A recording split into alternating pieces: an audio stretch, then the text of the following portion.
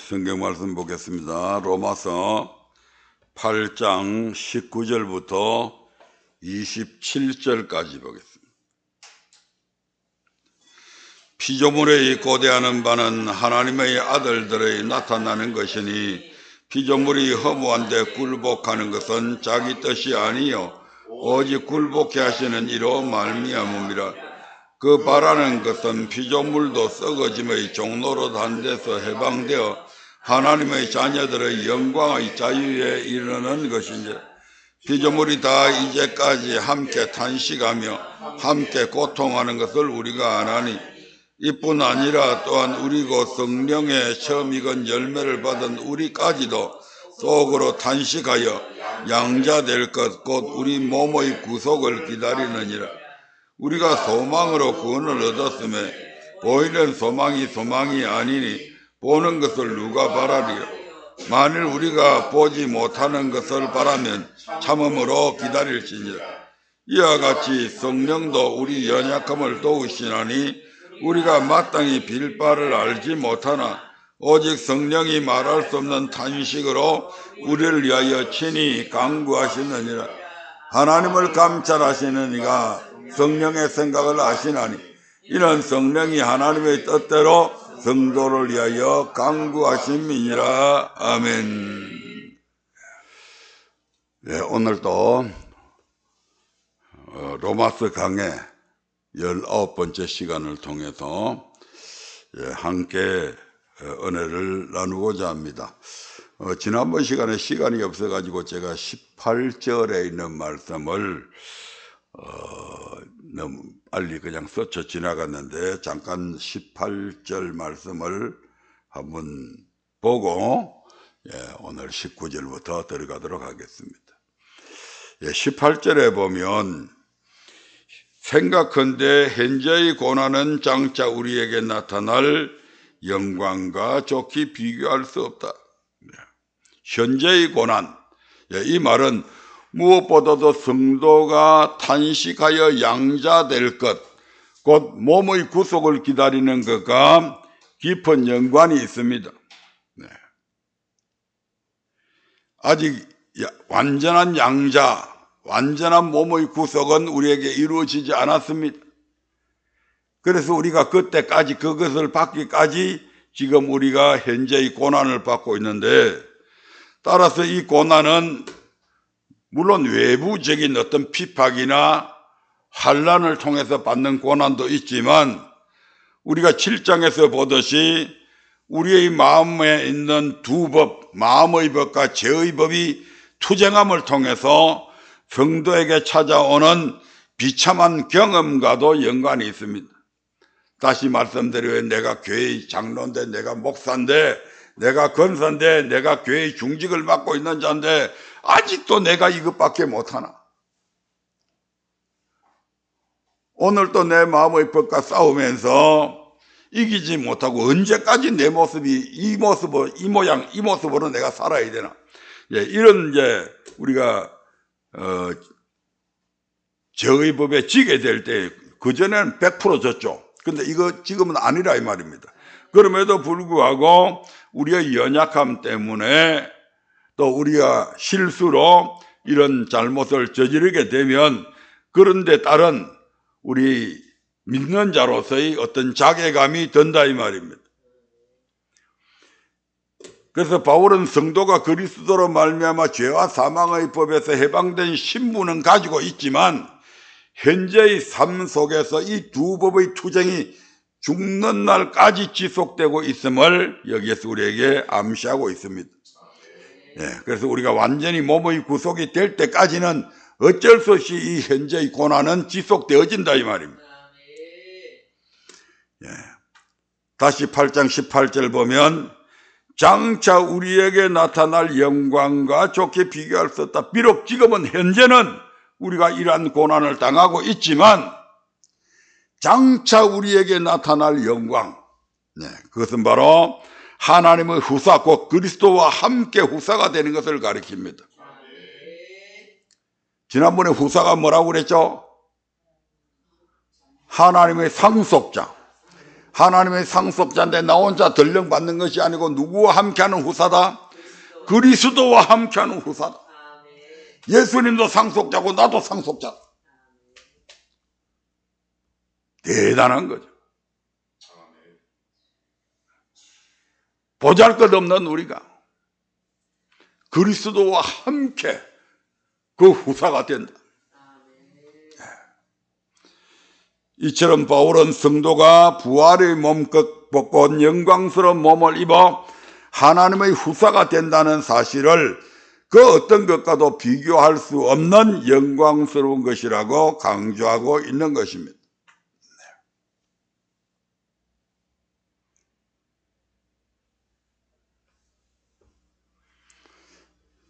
이처럼 장차 우리에게 나타날 영광, 즉 하나님의 후사가 되는 것을 최고의 가치로 우리가 여긴다면 그 나머지의 것은 하찮게 보일 수밖에 없습니다. 욕된 것과 영광스러운 것, 약한 것과 강한 것, 육의 몸과 신령한 몸, 썩을 것과 썩지 않을 것은 않을 영원한 것의 차이와 가치를 안다면 우리는 당연히 가치 있는 것을 택하며 살아갈 수밖에 없다 이 말입니다. 그런데 실질적으로 우리의 삶의 모습을 바라보면 과연 저분이, 저 권사가, 저 사모가, 저 전도사가, 저 목사가 정말 그리스도의 후사로서의 그 가치성을 인정하며 살아가고 있는 사람인가?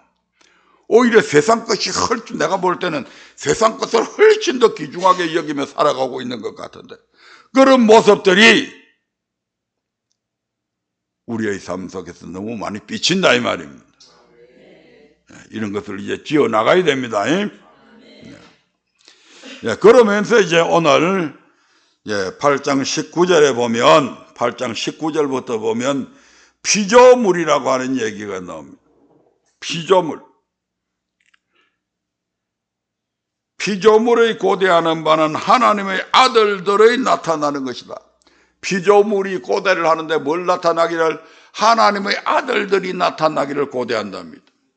피조물, 바울은 지금까지 구원의 초점을 누구한테 맞추었어요? 인간에게, 사람에게 맞춰왔죠. 그러니까 이제는 보다 이제 영역을 넓혀가지고 그 구원을 모든 피조물에게까지 지금 확장시키고 있습니다.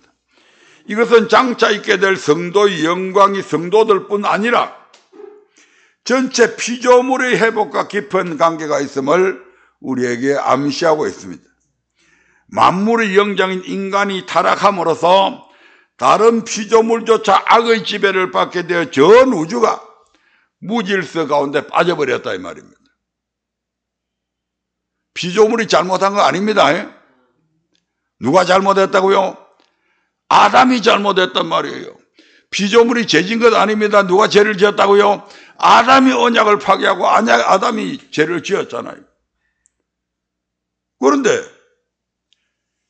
이 아담이 범죄함을 통해서 그 인간의 타락이 다른 피조물까지도 악을 안 저질렀는데, 언약을 어기지도 않았는데 악의 지배를 받게 되는 이런 일들이 일어나게 되었다는 얘기입니다. 그래서 이제 지금 피조물들은 하나님의 아들들의 나타나는 것, 하나님의 아들들의 나타나는 것이 무슨 말입니까? 본구절은 성도가 하나님의 후사로서 자기의 위치를 회복하는 것과 피조물의 회복이 밀접한 관계에 있음을 더욱 분명하게 우리에게 보여주고 있습니다. 즉 피조물조차 하나님의 아들들이 자기의 영광을 회복하기를 바라고 있다는 것은 인간의 타락과 함께 피조물들도 그 타락의 영향권에 들게 되었고 하나님 자녀가 그 영광을 회복할 때에 피조물들도 그 영광에 동참할 수 있다는 사실을 보여주고 있는 것입니다. 이해가 잘 안 되세요? 동의하기 힘들어요? 자, 피조물이 인간이 만물의 영장이죠. 하나님께서 모든 피조물을 만들어 놓고 누구 보고 다스리라고 그랬어요? 인간을 보고 다스리라고 그랬죠. 그러면 이 모든 피조물들의 주인이 하나님이신데 그 하나님께서 그것을 다스릴 수 있는 권한을 누구한테 줬다고요? 사람에게 줬단 말이에요. 그런데 이 사람이 타락되어 버렸어. 그렇게 되니까 피조물은 전혀 잘못도 안 했는데 피조물들도 제 기능을 못하게 되어버렸다 이 말이에요. 이해가 되세요? 그래서 이제 우리가 인간이 다시 이제 회복되어지면 이 피조물들도 따라서 회복이 되어져서 제 기능을 할 수 있게 된다 이런 얘기입니다. 그래서 8장 20절 보겠습니다. 시작. 피조물이 허무한데 굴복하는 것은 자기 뜻이 아니요. 그 피조물이 허무한데 굴복하는 것은 자기 뜻이 아니다. 인간의 타락은 자기 자신만 허무한 대로 이끈 것이 아니라 그의 지배하에 있던 모든 다른 피조물까지 허무하게 만들었습니다. 이것을 이제 솔로몬은 전도서를 통해서 이러한 허물을 매우 적나라하게 표현을 하고 있죠. 전도서 1장 1절부터 11절, 2장 11절부터 23절까지에 보면 모든 것이 헛되다. 이 땅에 사는 모든 것들이 헛되다.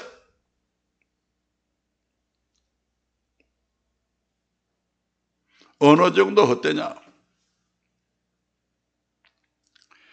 지혜를 갖고 있는 자나 미련한 자가 다 같이 똑같다.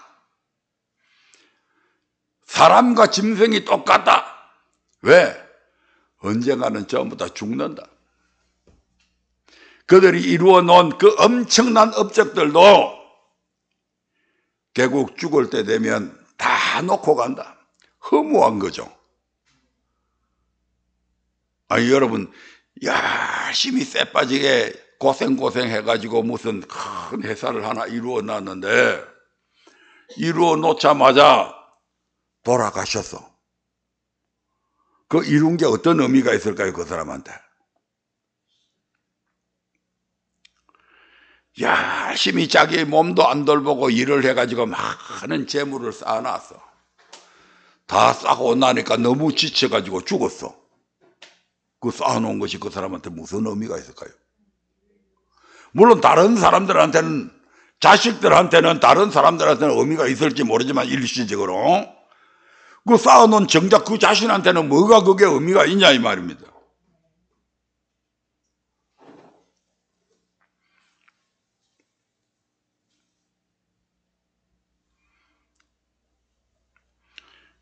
그런 얘기들을 솔로몬은 이제 전도서를 통해서 우리에게 교훈을 하고 있죠. 피조물은 스스로 허무한데 굴복하지 않았습니다. 피조물이 자기 스스로 내가 저한테 굴복해야 되겠다 이거 굴복했습니까? 아니잖아요. 인간의 타락에 동참하지도 않았습니다. 그런데도 하나님께서 타락한 인간을 저주하는 가운데 피조물도 인간과 함께 허무한데 굴복하도록 명하셨다 이 말입니다.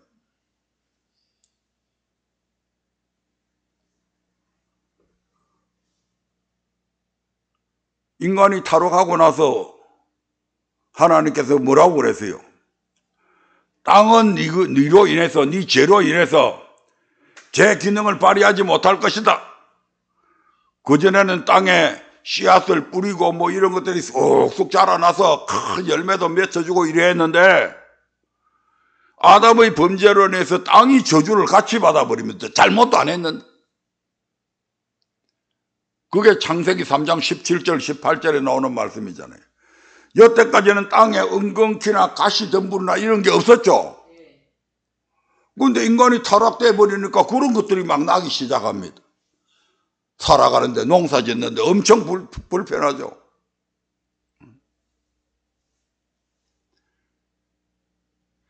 이러한 현상은 만물의 지배자인 인간이 타락하여 그 지배권을 누구한테 뺏겨버렸다고요? 사탄에게. 하나님께서 모든 만물을 지배하라고 인간에게 그 지배권을 부여했는데 인간이 마귀의 말을 마귀에게 종노릇함을 통해서 자연적으로 이 모든 것을 다스릴 수 있는 권한이 누구한테 넘어가 버렸다? 마귀한테 넘어가 버린 거예요. 하나님이 주신 거 아니에요. 마귀가 쟁취해버린 거죠. 인간이 빼앗겨버린 거죠.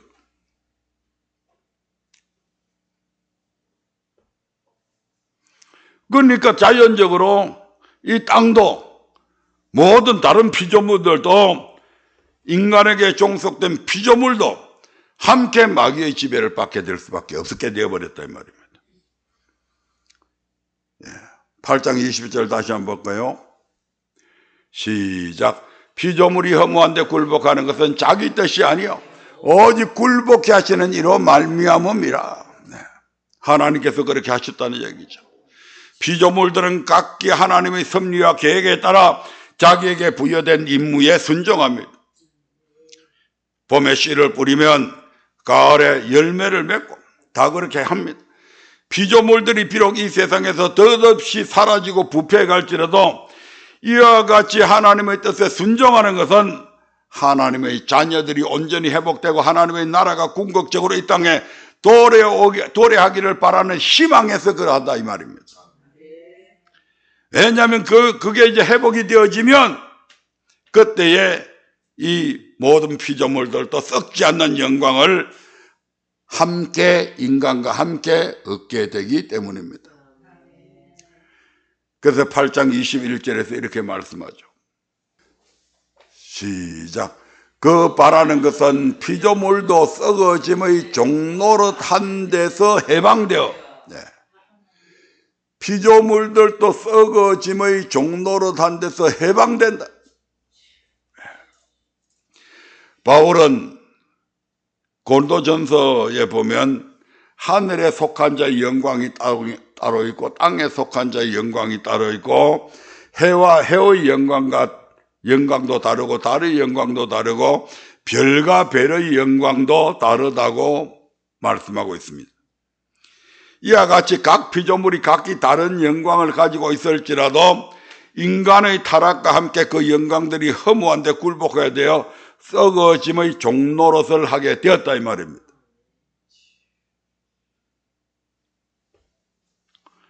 그래서 각 피조물은 각기 고유한 영광을 지니고 있는데 인간이 타락함을 통해서 본의 아니게 피조물들이 인간과 대립된 관계에 놓여질 수도 있습니다. 마땅히 인간에게 굴복해야 되는데 인간이 타락되어짐을 통해서 때로는 인간과 자연이 피조물이 대립관계에 들어갔다 이 말입니다. 그래서 씨를 뿌리고 해도 싹이 제대로 안 나.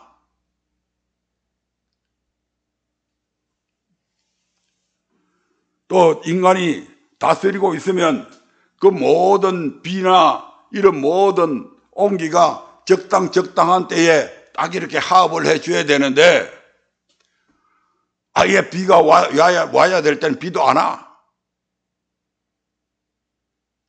비가 안 와야 될 때는 또 가을에 추수기 때는 막 비가 쏟아져. 이런 모든 자연의 현상들이 인간과 대립관계에 서게 되어버리는 거죠.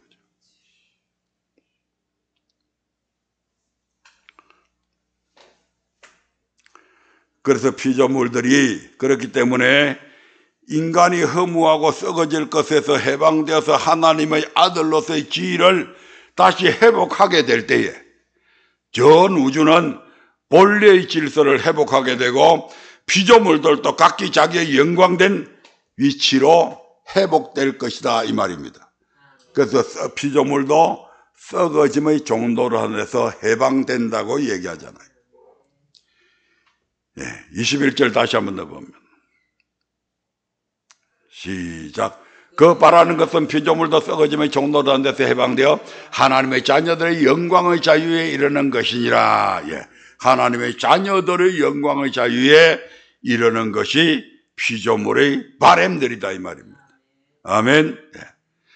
피조물이 자기의 영광을 회복하는 것이 그들의 힘으로 되어지는 것이 아니라 하나님의 자녀들과 관계가 있다는 얘기죠. 그걸 다시 한 번 더 강조하고 있는 것입니다.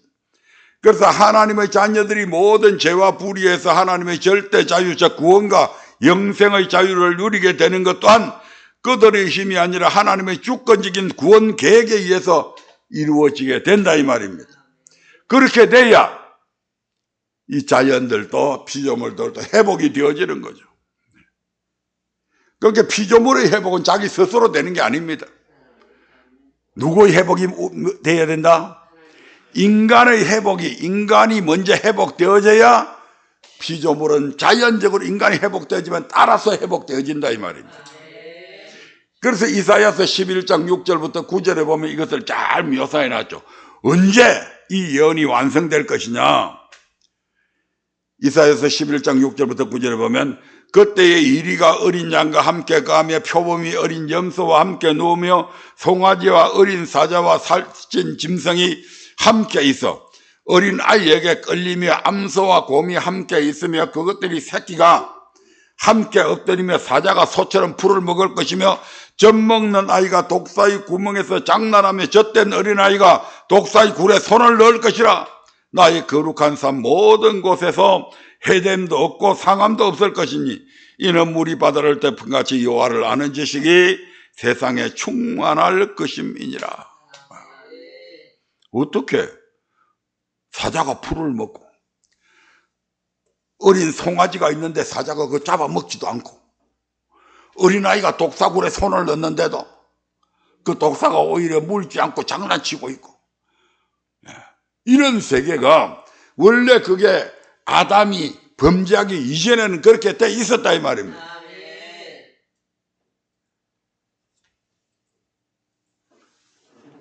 이사야 선지자의 이 예언은 태초의 에덴 동산의 회복을 간접적으로 묘사하고 있으나 실제 앞으로 회복될 영광은 이러한 에덴 동산의 영광보다 더욱 뛰어날 것입니다. 아멘. 네.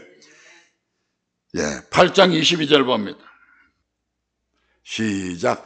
피조물이 다 이제까지 함께 단식하며 함께 고통하는 것을 우리가 아나니 피조물이 다 이제까지 함께 단식하며 함께 고통한다. 왜? 바울은 인간이 본래의 영광과 자유를 회복해야 할 필연성이 피조물이 그 일을 위해서 함께 탄식하며 함께 고통하는 것과 비교하고 있습니다. 다시 말씀드리면 이런 피조물조차도 인간의 영광의 회복을 위해서 아이고 좀 저게 빨리 회복됐으면 좋겠는데 빨리 이걸 탄식하며 신음하고 있다 이 말입니다. 우리가 생각하고 있는 저 보잘것없는 것들조차도 이 말입니다. 하물며 인간이 자신의 회복을 위해 탄식하며 신음하지 않는다는 것은 있을 수 없는 것이라고 하는 사실을 역설적으로 좀 이렇게 표현하고 있는 겁니다. 저런 피조물들도 빨리 우리 믿는 사람들이 하나님의 영광이 회복되어져서 그렇게 되기를 지금 탄식을 하고 아이고 저러면 안 되는데 저래야 되는데 이래야 되는데 말씀에 순종해야 되는데 누가 탄식을 한다고요? 피조물들이. 그런데 만물의 영장이라고 하는 우리가 그러한 것을 위해서 힘쓰지 않는다면 그게 인간이겠냐 이 말입니다. 이게 인간이 자기 영광을 회복하는 것이 얼마나 절실한 범우주적인 요구인가를 깨우쳐주고 있습니다. 여기서 이제 피조물을 가만히 보면서 제가 생각한 것은 우리는 그냥 꽃나무, 꽃은 요새 식물학자들도 이야기 저것들도 말귀를 알아듣는다고 그러는데 돌멩이들조차도 우리는 전혀 생각이 없다고 하는 파도조차도 하나님이 명하시면 다 듣습니다. 그럼 그것들 뭐라는 얘기입니까? 알아들을 수 있는 귀가 있다는 얘기잖아요. 바다도 땅도 하늘도 흙도 돌멩이조차도 하나님이 말씀하시면 다 알아듣는다 이 말입니다.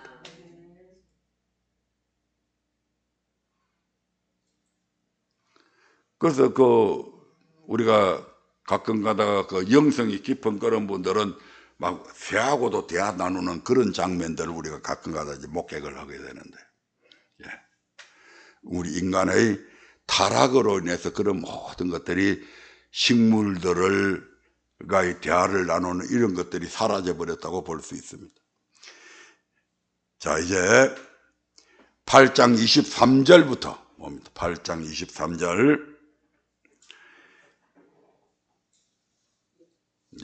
피조물 관계를 끝내고요. 피조물들도 그런 정도 하는데 우리 인간이 만물의 영장인 인간이 정신 바짝 차려서 제대로 해야 된다 이 말입니다. 8장 23절 시작. 이뿐 아니라 또한 우리 곧 성령의 처음 익은 열매를 받은 우리까지도 속으로 탄식하며 양자될 것 곧 우리 몸의 구속을 기다리니라. 여기서 성령의 처음 익은 열매를 받은 우리까지도 이렇게 한 것은 우리 성도 자신이 성령의 처음 익은 열매라고 하는 말이 아닙니다. 성령의 처음 익은 열매는 오직 그리스도이십니다. 다만 성도는 처음 익은 열매 대신 그리스도께서 성취하신 그 구원의 은혜를 받은 자들이죠. 저와 여러분들은. 그러면 이 처음 익은 열매는 구체적으로 성도에게 있어서 처음 익은 열매는 구체적으로 무엇을 가리킬까요? 성령으로 말미암아 중생의 체험을 한 성도가 몸의 부활을 하게 될 것뿐만 아니라 성령의 역사로 말미암아 모든 성령의 열매들을 의미합니다. 성령의 열매들은 어떤 것이 있어요? 갈라디아서 5장 22절부터 23절 한번 볼까요? 성령이 우리에게 주시는 은사들 열매들은 어떤 것이 있는가? 시작. 오직 성령의 열매는 사랑과 희락과 화평과 오래 참음과 자비와 양성과 충성과 온유와 절제니 이 같은 것을 금지할 법이 없느니라. 성령의 9가지 열매들을 말합니다. 8장 23절 봅니다. 다시 시작. 이뿐 아니라 또한 우리가 성령의 처음 익은 열매를 받은 우리까지도 속으로 탄식하며 양자될 것. 양자될 것. 이 양자가 된다고 하는 것은 새 예루살렘에 들어갈 때 비로소 우리는 완전한 하나님의 아들이 된다 이 말입니다. 아직은 성취된 게 아닙니다. 양자될 것 곧 우리 몸의 구속을 기다리고 있는 상태다. 아직 양자가 된 것이 아니고 양자될 것을 기다리고 있다. 그런데 언제 그것이 완벽하게 성취되냐? 새 예루살렘에 들어갈 때 우리는 비로소 하나님의 완전한 아들이 됩니다. 계시록 21장 7절 봅니다. 시작. 이기는 자는 이것들을 유업으로 얻으리라. 나는 저의 하나님이 되고 그는 내 아들이 되리라. 비로소 새 예루살렘의 영원한 천국에 들어갈 때 이것이 완성되어진다 이 말입니다. 그러니까 그때까지는 우리가 뭐 해야 된다고요? 현재의 고난을 참고 견딜 줄 알아야 된다 이 말입니다. 8장 23절 다시 한번 더 봅니다. 우리까지도 거기서부터 열매를 받은 우리까지도 거기서부터 봅니다. 시작. 우리까지도 속으로 탄식하며 양자될 것 곧 우리 몸의 구속을 기다리니라. 여기 우리 몸의 구속이라고 하는 것은 그리스도의 재림 때에는 우리의 몸이 썩지 아니함을 입어서 천국에 들어간다는 것을 뜻합니다. 우리가 그 에베소서 1장 7절이나 골로새서 1장 14절이나 그게 보면 구속 곧 제사함과는 다릅니다. 그때는 제사함 받는 것을 구속이라고 그랬죠. 구속이라고 하는 원래의 의미는 속량해서 구원했다 이 말입니다. 죄값을 속량하고 구원했다 이런 뜻인데 여기서 우리 몸의 구속을 얘기하는 것은 이것은 이미 우리는 구속받았고 제사함 받은 사람들이잖아요. 그런 우리 몸의 구속은 그리스도께서 재림하실 때에 우리의 몸이 썩지 아니함을 입어서 천국에 들어가는 것을 의미한다 이 말입니다. 그때는 썩을 몸 입으면 안 되잖아요. 썩을 몸은 결단코 천국에 못 들어가잖아요. 그러니까 우리 몸이 완전히 변화체가 돼야 된다 이 말입니다. 그걸 가리켜서 여기서 우리 몸의 구속이라고 이야기하는 겁니다. 누가복음 21장 28절에 보면 이런 말씀이 있죠. 누가복음 21장 28절이죠. 시작. 이런 일이 되기를 시작하거든 일어나 머리를 들라 너희 구속이 가까웠느니라 하시더라. 이 말씀 무슨 말씀이 말세가 되면 말세가 되면 수많은 환란들이 막 일어나고 예수님 오실 징조들이 여러 가지 모습으로 막 나타나잖아요. 예, 내가 그리스도다라고 하는 많은 이단들이 속출하게 되고 천재지변이 일어나게 되고 온갖 막 가뭄이 들게 되고 막 수많은 사람들이 굶주림이 있게 되고, 예, 이런 것들이 있게 되는데, 이런 일이 이제 일어나는 것을 보면 뭐가 가까웠다고요? 예, 그러니까 그걸 가리켜서 방금 뭐라고 했어요? 너희 구속이 가까웠다고 그렇게 이야기하잖아요. 다시 말씀드리면 너희가 변화체를 변화된 썩지 아니할 몸을 입을 그날이 점점 더 가까웠다. 예, 이렇게 말씀하고 있는 겁니다. 예, 이 부분 이해되셨죠? 예, 넘어갑니다. 8장 24절 봅니다. 시작. 우리가 소망으로 구원을 얻었음에, 예, 성도는 몸의 구속을 기다리는 소망을 가지고 살아갑니다. 이 소망은 믿음이 없이는 결코 가질 수 없는 것입니다. 그래서 구원과 직접적인 연관이 있다 이 말입니다. 우리의 소망이 어디에서 나왔습니까? 조금 전에 얘기했잖아요. 우리의 소망이 어디에서 나왔다고요? 믿음에서 나왔다. 믿음에서. 믿음이 없이는 이 소망을 가질 수가 없잖아요. 우리가 예수 그리스도를 믿는 믿음, 그 예수님이 우리에게 말씀하신 부활에 대한 믿음, 그 믿음이 있기 때문에 우리가 부활된다고 하는 소망을 가질 수가 있잖아요. 그러니까 소망은 믿음 없이는 결코 가질 수 없다 이 말입니다. 그 소망을 성도에게서 불러일으키는 원동력은 오직 믿음뿐입니다. 여러분이 하늘에 대한 소망을 꿈꾸고 장차 변화체가 되어지고 영원한 천국에서 영생을 누리고 그렇게 소망하죠. 그 소망이 어디서부터 왔어요? 믿음으로부터 왔잖아요. 그러니까 성도에게 불러일으키는 성도에게 불러일으키는 원동력은 오직 믿음뿐이다 이 말입니다. 이런 점에서 믿음으로 구원을 얻었다는 표현이나 소망으로 구원을 얻었다는 표현은 결국 같은 의미다 이 말입니다. 자, 24절 다시 한 번 더 봅니다. 시작. 우리가 소망으로 구원을 얻었음에 보이는 소망이 아니니 보는 것을 누가 말하리요. 보이는 소망은 소망 아니다.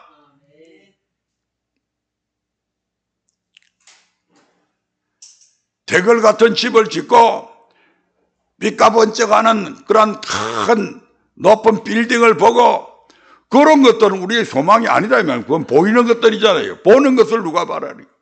우리가 가지고 있는 이 소망은 보이지 않는 것이다. 보이는 소망은 소망이 아니다. 이 말씀은 히브리서 11장 1절에 보면 믿음은 바라는 것들의 뭐다? 실상이요. 보지 못하는 것들의 증거라고 하는 말씀과 잘 조화를 이룹니다. 다시 말씀드리면 영혼을 구원하며 이르는 믿음을 가진 성도는 믿음으로 자기가 이미 구원받은 자임을 확신하죠. 영혼을 구원하며 이르는 믿음을 가진 성도는 그렇게 확신한다 이 말입니다. 뭐한 자라고? 구원받은 자라고 확신하는 거죠. 그런데 비록 확신은 하지만 비록 완전한 구원이 아직 실체적으로 나타나지는 않았죠. 아직 영혼 구원받은 건 아니잖아요. 믿음으로 영혼 구원을 가지고 받은 것으로 믿고 있을 뿐이지 실질적으로 영혼 구원에 지금 이런 것은 아니다 이 말입니다. 그러니까 믿음으로 그 실체를 받은 것으로 생각하고 그 실체가 나타나기를 기다리고 있는 것이죠. 우리는 영혼을 구원하며 이르는 믿음을 가진 자는 지금 내가 영혼 구원을 받았다는 것이 아니고 장차 내가 틀림없이 나는 영혼 구원을 받을 거야 라고 하는 믿음을 갖고 있을 뿐이다 이 말입니다. 이처럼 현실 세계에서 장차 이루어질 소망을 믿고 바라게 하는 것이 바로 기독교의 진리입니다.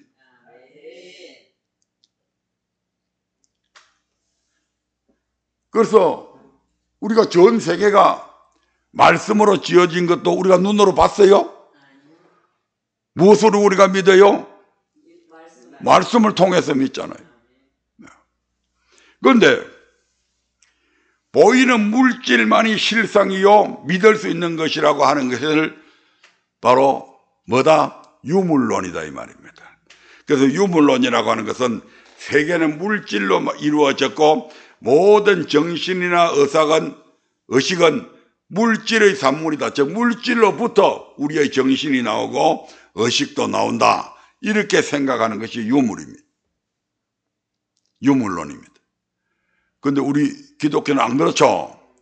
보이는 것에서 나오는 것이 아니고 보이지 않는 하나님의 말씀에 의해서 보이는 이것이 창조되어졌다 이 말입니다.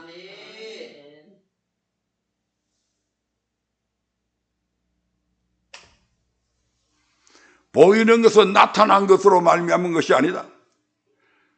나타나 있는 이것 때문에 우리에게 보이는 것이 된 것이 아니고 하나님의 말씀으로 이 보이는 세계가 우리에게 전개되어졌다 이 말입니다. 그래서 보이는 소망이 아니다. 보이지 않는 세계가 훨씬 더 크죠.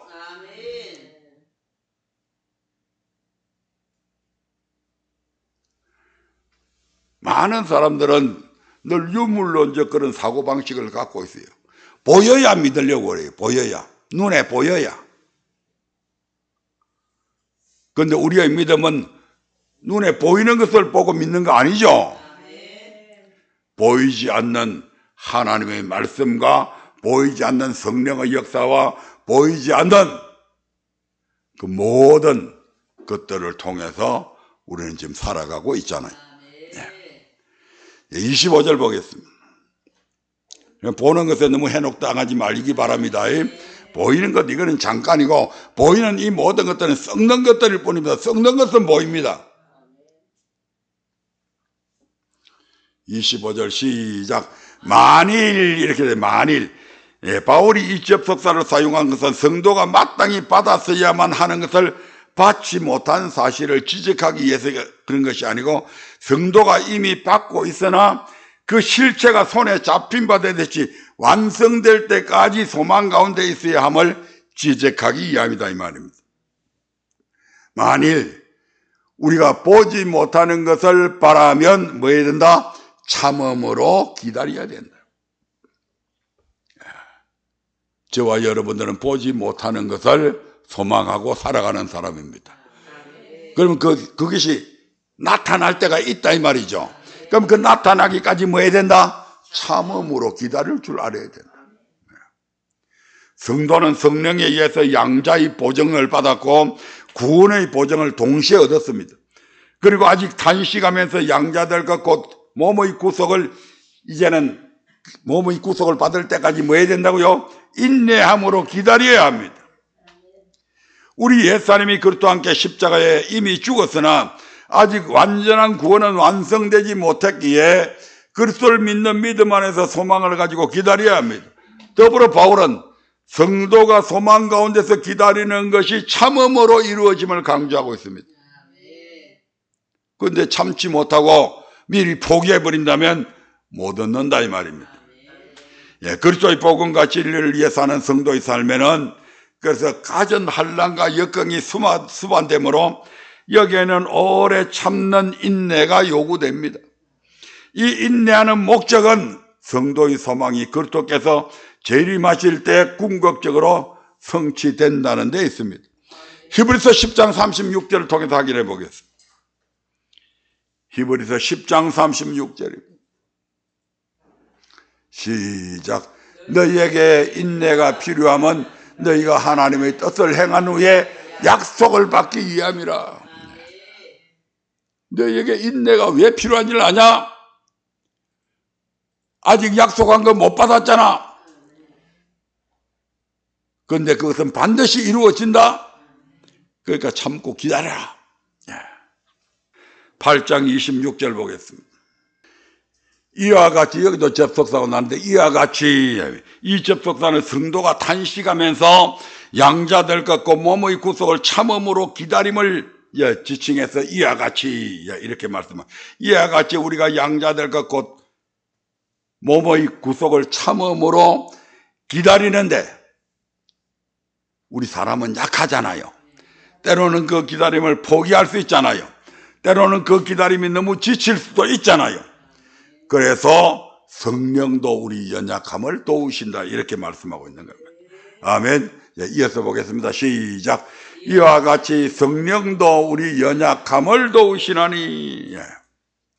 성령은 성도를 양자로 보정해 주는 것으로 끝내지 않으시고 최종적으로 우리의 구원이 완성될 때까지 우리를 어떻게 해준다고요? 도와주신다. 성도는 연약한 육신을 입고 있기에 성령께서 성도 가운데 계시면서 성도를 진리 가운데로 인도하시며 양자로서의 보정이 성도 안에서 확실히 성취되도록 끊임없이 우리 곁에서 우리 안에서 도우고 계십니다. 이런 의미에서 성령은 보혜사이십니다. 성령은 보혜사입니다. 늘 우리와 함께 계십니다. 한편 그 본절에 보면 도우시나니의 의미는 다른 사람의 손을 붙잡아 준다라고 하는 이런 의미를 갖고 있습니다. 성령님께서 성도가 연약해 있을 때에 성도의 무거운 짐을 들어주고 곁에서 일으켜 세워주고 붙들어 주신다 이 말입니다.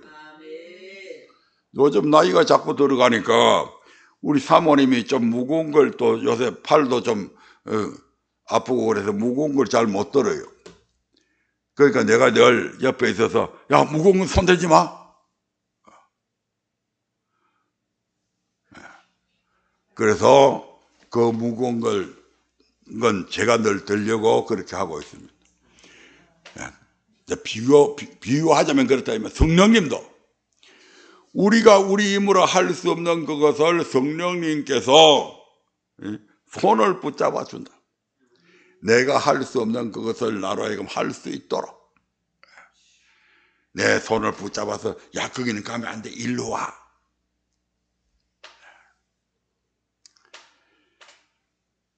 그래서 너무 힘들어서 주저앉고 있으면 아니 이래서 내가 안고 갈게. 성령님께서는 성도가 연약해 있을 때 성도의 무거운 짐을 들어주고 곁에서 일으켜 세워주며 붙들어 주신다. 이것이 성령인 우리 연약함을 도우신다. 이런 표현이 됩니다. 그렇게 하시는데 그 중에서 특별히 26절에 보면 이렇게 말씀합니다. 시작. 이와 같이 성령도 우리 연약함을 도우시나니 우리가 마땅히 빌 바를 알지 못하나. 무엇을 도우시냐? 특별히 물론 다른 부분도 도우시지만 특별히 성령께서 성도를 도우시는데 뭘 도우시냐? 마땅히 빌 바를 알지 못한다. 기도하는 성도의 자세가 어떠해야 하는 것을 암시해 주는데 성도는 연약하게 영적 힘을 공급해 주는 통로인 기도를 필요로 합니다. 성령의 도우심 필요하죠? 저도 필요하고 여러분들도 다 성령의 도우심이 필요합니다.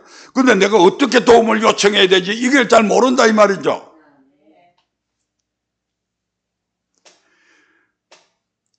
그래서 그걸 기도를 통해서 그 도우심을 요청하는데 성도는 기도함에 있어서 하나님 앞에서 자신의 죄인됨을 철저하게 자각하고 겸손한 마음으로 성령의 도움을 간구해야 됩니다. 성령의 도움이 아니면 기도의 능력도 기도할 내용도 우리는 찾을 수가 없습니다.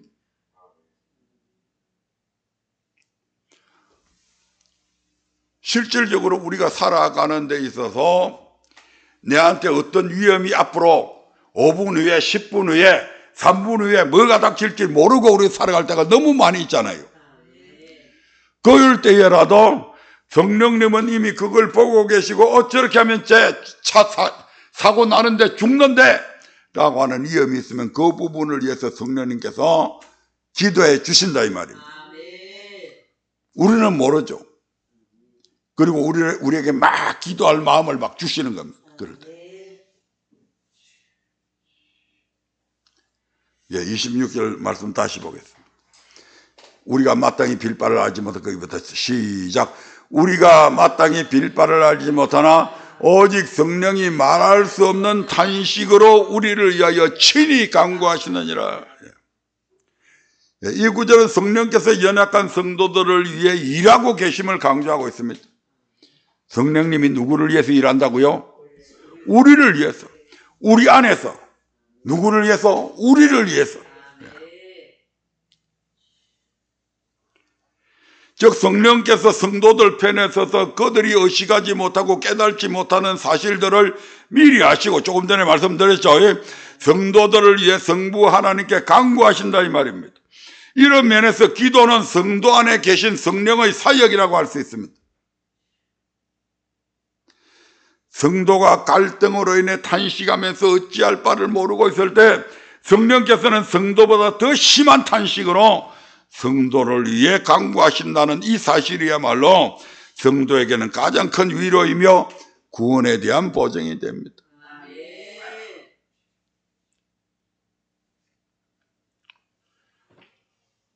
살아가다 보면 여러 가지 갈등을 많이 겪잖아요.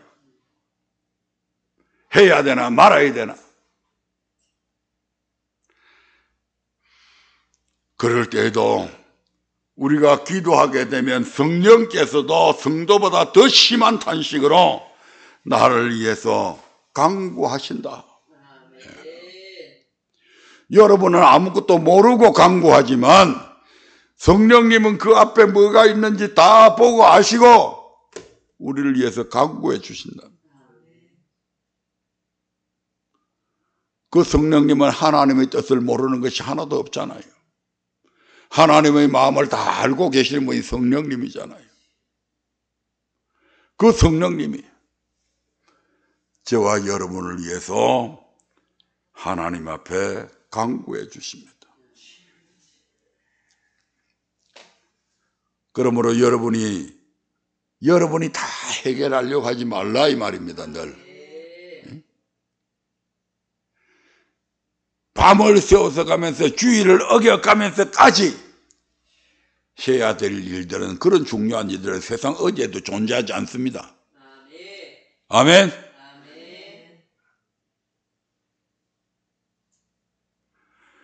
주의를 어겨가면서까지 해야 될 중요한 일은 세상에 존재 안 한다고요. 주일에 이루어지는 그 일들이 일시적으로 여러분에게 어떤 조그마한 소득을 줄지 몰라도 결국에는 하나님께서 다 걷어가신다 이 말이에요.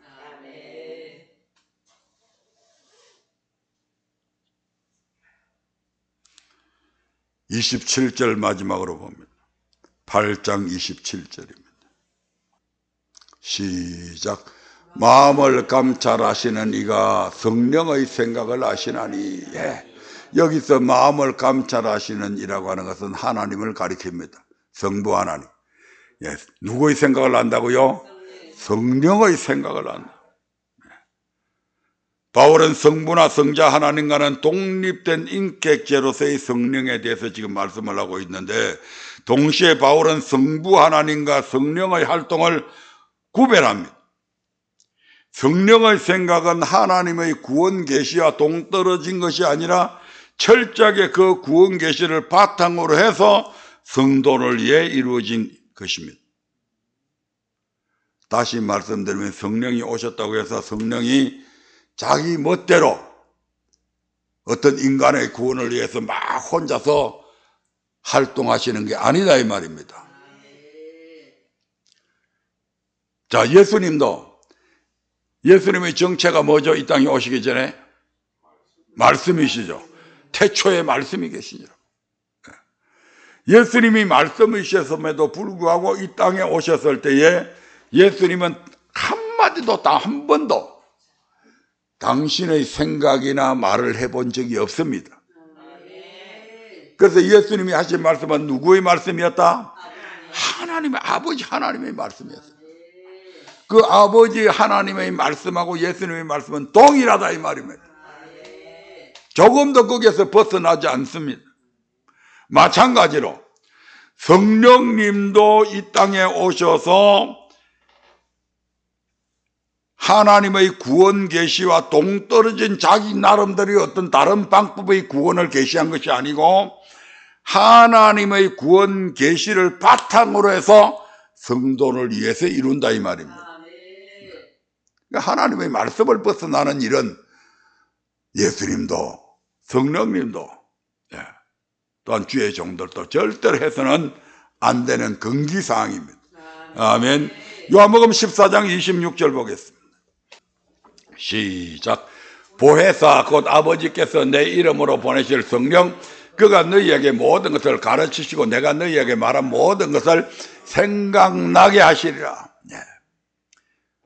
아버지께서 보혜사 곧 아버지께서 내 이름으로 보내실 성령 그가 너희에게 모든 것을 가르치는데 독자적으로 가르치는 것이 아니고 내가 너희에게 말한 모든 것을 생각나게 하고 가르친다 이 말입니다. 예수님이 하신 말씀을 가르친다 이 말입니다. 예수님이 하신 말씀을 생각나게 해준다 이 말입니다. 그런데 그 예수님이 가르치신 것은 누구의 가르침이다? 하나님의 가르침이다 이 말이죠. 예수님께서 세상에 계실 때 제자들에게 여러 가지 장래에 일어날 일들을 말씀하시는데 제자들이 잘 알아듣지 못하죠. 예수님이 두 번, 세 번 설명을 해주시는데 그러면서 예수님께서 이런 말씀을 하시죠. 내가 아직도 너희들에게 일러줄 게 참 많은데 지금은 너희가 감당치 못한다. 내가 이야기해도 너희가 그 말이 무슨 뜻인지도 모른다. 그렇게 말씀하신 적이 있죠. 그리고 다음에 성령을 보내줄 때 그 성령이 오시게 되면 그 성령께서 너희가 감당할 수 없는 그 말씀들을 이해하게 만들고 생각나게 만들어주고 그렇게 해서 너희들이 이제 비로소 내가 어떤 말을 한 것도 너희들이 이해하게 될 것이다. 이렇게 말씀하셨죠. 자, 요한복음 16장 7절부터 14절까지인데 일단 7절부터 14절까지 올려주세요. 시작. 그러하나 내가 너희에게 실상을 말하노니 내가 떠나가는 것이 너희에게 유익이라. 내가 떠나가지 아니하면 보혜사가 너희에게로 오시지 아니할 것이요 가면 내가 그를 너희에게로 보내리니. 거기까지. 실상은 예수님께서 이제 제자들께서 떠난다고 하니까 제자들 마음에 근심이 가득하죠. 저 예수님 떠나면 어떡하라고? 우리는 어떡하라고? 저 예수님만 보고 쫓아왔는데 그 예수님이 예루살렘의 왕으로 등극하면 우리도 거기 한 자리 차지할 줄 알고 쫓아왔는데 그 예수님이 지금 가신다니 우리 어떡하라고? 우리 당장 고아신세 되는 거 아니야? 근데 예수님께서 내가 실상을 너희에게 이야기해 주겠다. 내가 떠나가는 것이 너희에게 유익이다. 왜냐하면 내가 떠나가지 아니하면 보혜사가 너희에게로 오시지 아니할 것이다. 가면 내가 그를 너희에게로 보내주겠다. 나는 육으로 왔지만 성령은 육으로 오시지 않기 때문에 언제 어디서든 시공을 초월해서 시간과 공간을 초월해서 너희를 도와줄 수 있고 너희를 진리 가운데로 인도해 줄 수 있고 너희에게 모든 말씀을 생각나게 해줄 수 있고 너희를 모든 위험으로부터 건져 구원해 줄 수 있다. 아멘. 그분이 보혜사 성령님. 12절 보면 12절 13절 14절 시작. 내가 아직도 너희에게 이럴 것이 많으나 지금은 너희가 감당치 못하리라. 그러나 진리의 성령이 오시면 그가 너희를 모든 진리 가운데로 인도하시리니 그가 자의로 말하지 않고 오직 듣는 것을 말하시며 장래의 일을 너희에게 알리시리라. 그가 내 영광을 나타내리니 내 것을 가지고 너희에게 알리겠음이니라. 아멘. 성령이 오시면 자의로 말한다 안 한다? 자기 자의라고 하는 것은 자기 뜻이잖아요. 자기 생각, 자기 뜻대로 말하지 않고 오직 듣는 것을 말한다. 누구의 것을 듣는데요? 예수님의 말씀을 듣는 것이죠. 그리고 내 것을 가지고 너희에게 알린다. 예수님의 것은 누구 것이라고요? 하나님 아버지의 것이다. 자, 이제 마지막 부분입니다. 8장 27절 다시 읽겠습니다. 시작. 마음을 감찰하시는 이가 성령의 생각을 아시나니 이는 성령이 하나님의 뜻대로 성도를 위하여 강구하심이니라. 성령이 누구의 뜻대로? 하나님의 뜻대로 성도를 위해서 강구한다. 여기서 하나님의 뜻대로라고 하는 말은 성령과 성부 하나님이 구속사역을 위해 긴밀한 관계에 있음을 보여주는데 거기에 강조점이 있습니다. 성령은 성부 하나님과 조금 전에도 말씀드렸지만 별개로 활동하시는 것이 아니라 성부 하나님께서 세워놓으신 거대한 구원 계획에 따라서 활동을 하신다 이 말입니다. 성령께서 성도를 위해 기도하시는 것도 성부의 구원 계획을 완성시키기 위한 것에 불과합니다. 아멘. 성령께서 성도를 위해서 열심히 기도해 주시는 건데 물론 다른 것들도 다 도우시기 위해서 기도하십니다. 아까 앞에서 우리가 살펴봤듯이. 그런데 가장 큰 것은 저와 여러분들이 끝까지 하나님의 이 구원을 놓지 아니하고 이 구원을 얻기를 구원 하나님의 구원 계획을 완성시키기 위해서 성도를 위해서 끝까지 기도해 주신다 이 말입니다. 이 말씀과 이제 요한복음 6장 38절 40절에 나오는 예수님의 생각과 똑같은 거죠. 요한복음 6장 38절부터 40절 시작.